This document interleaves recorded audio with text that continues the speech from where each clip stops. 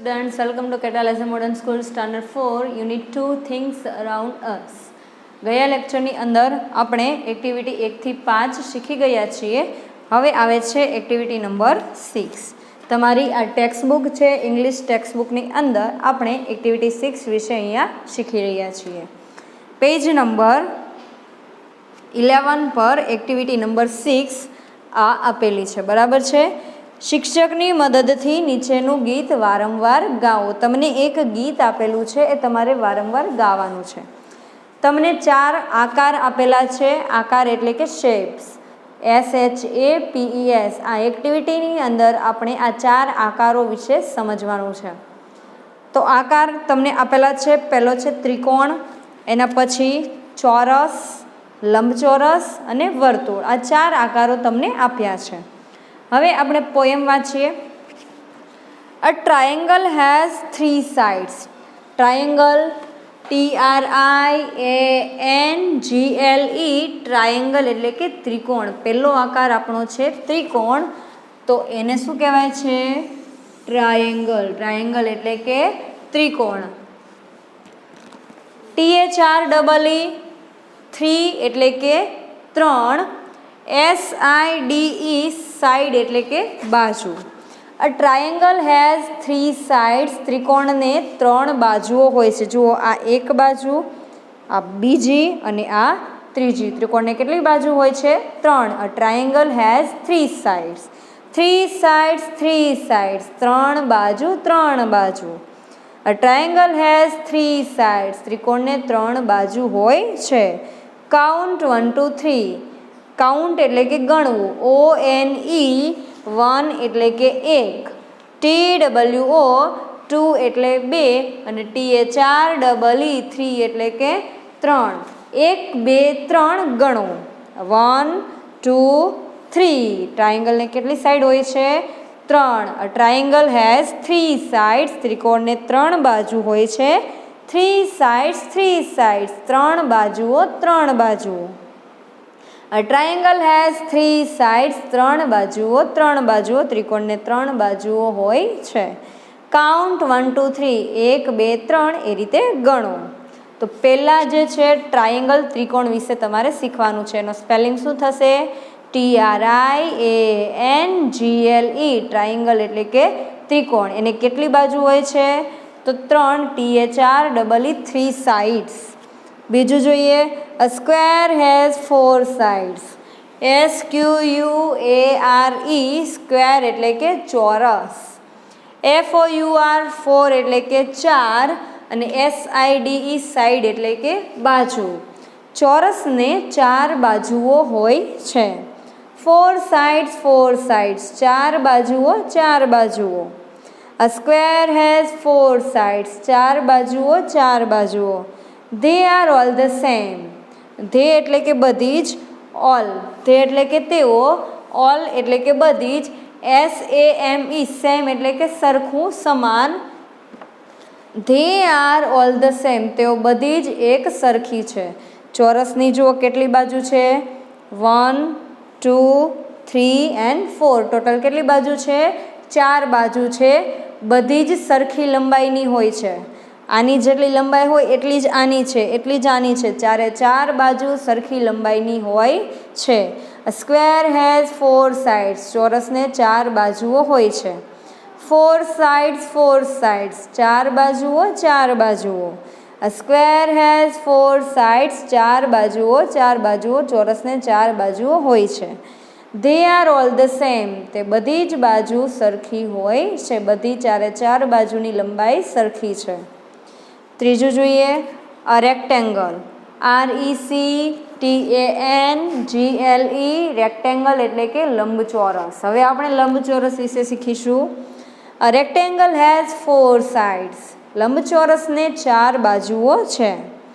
4 sides, 4 sides. 4 બાજુઓ, 4 બાજુઓ. અ rectangle has 4 sides. લંબચોરસને 4 બાજુઓ હોય છે. Too short and too long. TWO, 2 એટલે કે 2. SHORT, શોર્ટ એટલે કે ટૂંકું. 2 બાજુ એની ટૂંકી હોય છે. TLONG લોંગ એટલે કે લાંબુ, બે બાજુ એની લાંબી હોય છે. તમે લંબચોરસ જુઓ તો આ બાજુની લંબાઈ, આ બે બાજુ જે છે એની લંબાઈ વધારે છે, જ્યારે આ બંનેની સાઈડની લંબાઈ જે છે ઓછી છે. લંબચોરસને પણ 4 બાજુઓ હોય છે, ચોરસને પણ 4 બાજુઓ હોય છે. ચોરસની બધી બાજુ સરખી હોય છે, જ્યારે લંબચોરસની બે બાજુ ટૂંકી અને બે બાજુ જે છે લાંબી હોય છે. ચોથું જોઈએ, અ circle goes round and round. ROUND round એટલે કે ગોળ. ROUND રાઉન્ડ એટલે કે ગોળ. તો સર્કલ એટલે થશે વર્તુળ. સર્કલ એટલે કે વર્તુળ. CIRCLE સર્કલ એટલે વર્તુળ. વર્તુળ ગોળ ગોળ ફરે છે. ROUND રાઉન્ડ એટલે કે ગોળ. યાદ રાખજો, બંગડી જો હોય ને, બંગડી તમે હાથમાં પહેરવાની બંગડી તમે જોઈ હોય ને, તો એનો આકાર વર્તુળ કહેવાય. વચ્ચેથી ખાલી છે, બરાબર છે, એ વર્તુળ છે. પણ આપણી પૃથ્વી તમે જોઈ લો અથવા તો બોલ જોઈ લો તો એ જે છે એ ગોળ કહેવાય. બરાબર સમજો, વર્તુળ કોને કહેવાય, ગોળ કોને કહેવાય. A circle goes round and round. વર્તુળ ગોળ ગોળ ફરે છે. Round and round, round and round, ગોળ ગોળ ગોળ ગોળ. A circle goes round and round. વર્તુળ ગોળ ગોળ ફરે છે. To beginning, no beginning, no end. No એટલે નહીં, બિગિનિંગ એટલે કે શરૂઆત, END એન્ડ એટલે કે અંત. વર્તુળની શરૂઆત પણ નથી, અંત પણ નથી, એ ગોળ ગોળ ફરે છે. આ એક્ટિવિટીની અંદર તમારે 4 આકારો શીખવાના છે. એ 4 આકારો, એમાંનો પહેલો છે ટ્રાયેંગલ એટલે કે ત્રિકોણ, બીજું છે સ્ક્વેર એટલે કે ચોરસ, ત્રીજું છે રેક્ટેંગલ લંબચોરસ, અને ચોથું જે છે સર્કલ એટલે કે વર્તુળ. આકારો તો ઘણા બધા છે, તમે તમારી આજુબાજુની વસ્તુ જોતા હશો તો બધી જ વસ્તુ અલગ અલગ આકારની તમને જોવા મળે છે. કોઈ નળાકાર હોય, કોઈ ગોળ હોય, કોઈ વર્તુળ હોય છે, કોઈ ચોરસ છે, કોઈ ત્રિકોણ છે. તો આ આકારો તમારે અત્યારે 4 ભણવાના છે. તો આ 4 કયા કયા છે? પહેલું triangle, square, rectangle and circle. આ 4ના સ્પેલિંગ, ઉચ્ચાર, અર્થ તમારે શીખવાના છે, યાદ રાખવાના છે. આ પોએમ જે છે એના મિનિંગ્સ અહીંયા બોર્ડ ઉપર લખેલા છે. એમાંના આકાર જે છે એમાં હું લાઈન દોરું છું જેથી કરીને તમને સમજ પડે. આ 4 જે છે આકાર છે. પેલું જે છે એ શું છે? ત્રિકોણ છે, પછી ચોરસ, એના પછી રેક્ટેંગલ લંબચોરસ, અને એના પછી જે છે સર્કલ વર્તુળ. આ 4 આકાર તમારે યાદ રાખવાના છે સ્પેલિંગ, ઉચ્ચાર અને અર્થ સાથે. જે મેં બ્લુ કલરની લાઈન દોરેલી છે એ 4 આકાર છે. TRIANGLE ટ્રાયેંગલ એટલે કે ત્રિકોણ. SQUARE સ્ક્વેર એટલે કે ચોરસ. RECTANGLE રેક્ટેંગલ એટલે કે લંબચોરસ. CIRCLE સર્કલ એટલે કે વર્તુળ. હવે ત્રિકોણને કેટલી બાજુ હોય છે? તો 3 સાઇડ્સ, 3 બાજુ હોય છે. સ્ક્વેર હેઝ 4 સાઇડ્સ, 4 બાજુ હોય છે. રેક્ટેંગલ હેઝ 4 સાઇડ્સ, એને પણ 4 બાજુ હોય છે. 2 લોંગ એન્ડ 2 શોર્ટ, 2 લાંબી હોય છે અને 2 ટૂંકી હોય છે. સર્કલ એનો એન્ડ પણ નથી, એનું બિગિનિંગ એટલે કે શરૂઆત પણ એની થતી નથી, એ માત્ર ગોળ ગોળ ફર્યા કરે છે. તો આ 4 આકાર તમારે સ્પેલિંગ, ઉચ્ચાર, અર્થ સહિત યાદ રાખવાના છે. હોમવર્કની અંદર આ સ્પેલિંગ તમારે પાકી બુકમાં લખવાના છે. જે પણ સ્પેલિંગ મેં લખેલા છે એ સ્પેલિંગ પાકી બુકની અંદર તમારે આવું ટાઇટલ મારવાનું છે, એક્ટિવિટી નંબર 6, અને આ જ રીતે સ્પેલિંગ, ઉચ્ચાર, અર્થ પાર્ટ પાડીને લખવાના છે અને યાદ રાખવાના છે. યાદ રાખજો, આ 4 જે છે શેપ, આકારો જે છે એ તમને સ્પેલિંગ, ઉચ્ચાર, અર્થ સહિત યાદ હોવા જોઈએ. હવે આપણે એક્ટિવિટી નંબર 7 શીખીએ. ત્યાં સુધીમાં જેણે આ સ્ક્રીનશોટ નથી લીધો, બરાબર સ્ક્રીનશોટ લઈ લે.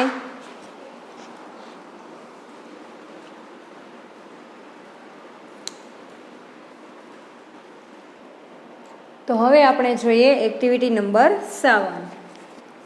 એક્ટિવિટી 7 તમે જુઓ તો એક ચિત્ર આપેલું છે. ચિત્ર તમારે જોવાનું છે.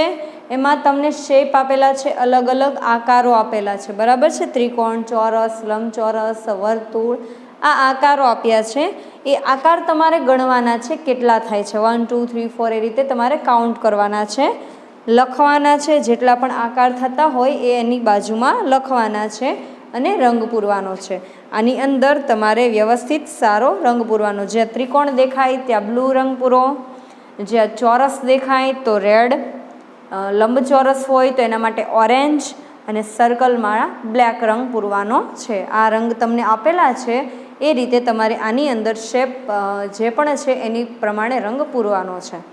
તો હવે આપણે શેપ કાઉન્ટ કરવાના છે. તો આની અંદર જુઓ ત્રિકોણ કેટલા છે, તો આપણે ગણીશું તો 1 2 3 4, એવી જ રીતે અહીંયા જુઓ 4 8 થયા છે, 8 બરાબર છે, 9 10 11 12 13 14 એન્ડ 15.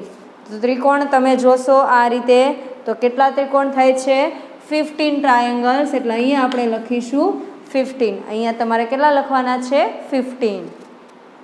એના પછી સ્ક્વેર આપેલા છે ચોરસ. તો ચોરસ કેટલા છે એ તમારે શોધવાનું છે, ચોરસ તમારે ગણવાના છે. તો ચોરસ જુઓ અહીંયા 1 2 3 4 5 6 7 8 9 10 11 12. ટોટલ સ્ક્વેર કેટલા છે 12. તો અહીંયા 12 લખીશું.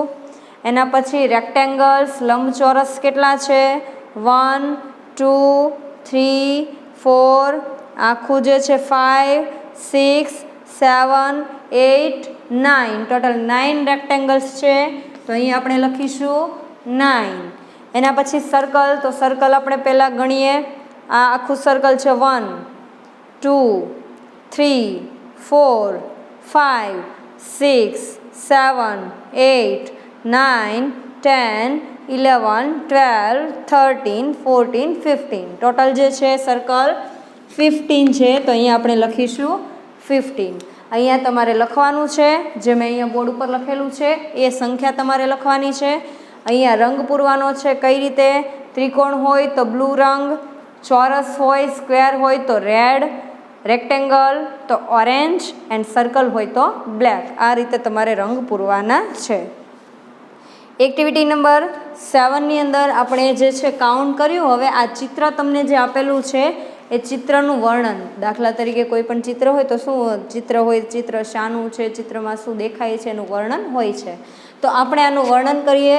This is a picture of a dog. આ ચિત્ર જે છે કૂતરાનું ચિત્ર છે, અલગ અલગ શેપમાં બનાવેલું છે.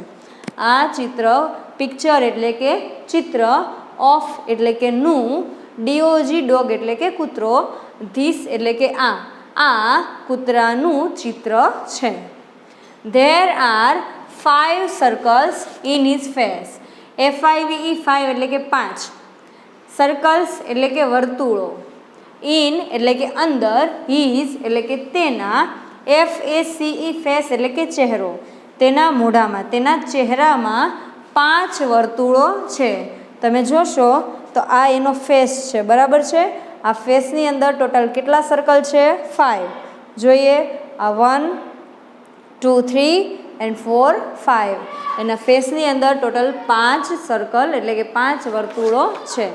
There are total 15 circles. ચિત્રની અંદર કુલ 15 વર્તુળો છે. ટોટલ એટલે કે કુલ 15 વર્તુળો છે. આપણે આગળ ગણી ગયા એમાં 5 અને બાકીના જે છે આ રીતે અહીંયા છે આ. It has 9 rectangles. તેમાં 9 એટલે કે 9 રેક્ટેંગલ્સ એટલે કે લંબચોરસ. તેની અંદર 9 લંબચોરસ છે. તમે કાઉન્ટ કરશો તો 1 2 3 4 5 6 7 8 9. તેની અંદર ટોટલ કેટલા લંબચોરસ છે 9. એન્ડ અને 15 એટલે કે 15 ટ્રાયેંગલ્સ એટલે કે ત્રિકોણ. એની અંદર 9 લંબચોરસ અને 15 ત્રિકોણ છે. આપણે આગળ ગણી ગયા જુઓ 1 2 3 4 5 6 7 8 9 10 11 12 13 14 એન્ડ 15. 15 વર્તુળ છે. It has 12 squares. તેમાં 12 ચોરસ છે. તો હવે આપણે જોઈએ એક્ટિવિટી નંબર 8. એક્ટિવિટી 8 તમારા શિક્ષકની મદદથી વાક્યો અને મૂળાક્ષર, વાક્યો બોલવાના છે અને મૂળાક્ષર જે છે ઓળખો.